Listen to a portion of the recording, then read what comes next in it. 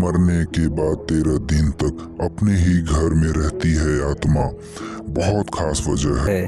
तो दोस्तों, इस कहानी के जरिए हम आपको ये सब बताएंगे। अगर आप मेरे चैनल पे नए हैं तो प्लीज़ सब्सक्राइब कर लीजिए। तो चलते हैं आगे। गरुड़ पुराण जन्म से लेकर मृत्यु और उसके बाद आत्मा के सफ़र तक के बारे में कई बातें बताता है। ये ऐसे रहस्यों से पर्दा उठाता है जिनके बारे में जानने की जिज्ञासा कई लोगों के मन में रहती है। इतना ही नहीं, गरुड़ पुराण में मृत्यु से जुड़े संस्कारों को लेकर कई नियम भी बताए गए हैं जिनका पालन करने से मृतक की आत्मा को शांति मिलती है, उसे अच्छी गति मिलती है। वही पूर्वजों के आशीर्वाद से व्यक्ति का परिवार खूब तरक्की सुख समृद्धि पाता है। गरुड़ पुराण के अनुसार मृत्यु के बाद मनुष्य शरीर की आत्मा 13 दिनों तक अपने ही घर में रहती है। इसीलिए मृत्यु के बाद 13 दिनों तक कई संस्कार किए जाते हैं। मृतक की आत्मा के लिए रोज़ भोजन निकाला जाता है। इसके बाद 13वीं की जाती है, पिंडदान किया जाता है।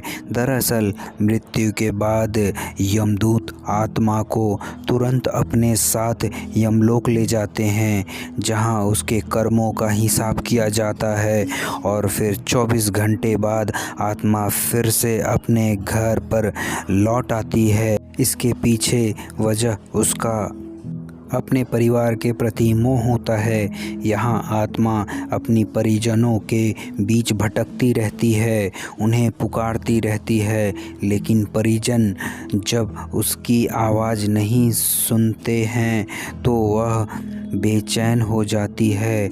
चूँकि उसके शरीर का भी अंतिम संस्कार हो चुका होता है, लिहाजा वह अपने पुराने शरीर में भी प्रवेश कर पाती है। फिर पिंडदान के बाद यमलोक जाती है।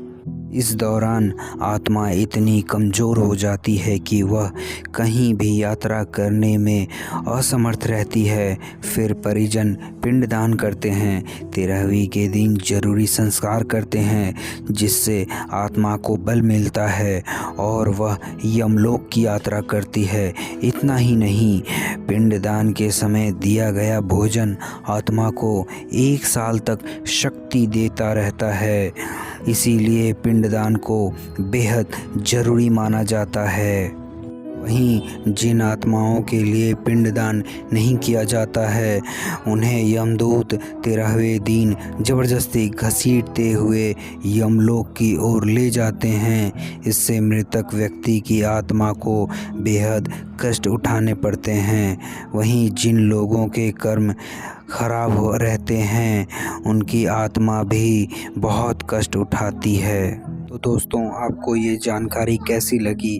अगर आपको ये जानकारी सही लगी, अच्छी लगी, तो अपने दोस्तों को शेयर कीजिए, अपने सबको बुज़ुर्गों को सुनाइए और मेरे चैनल को सब्सक्राइब कर दीजिए। जय हिंद। मिलते हैं अगले कहानी में।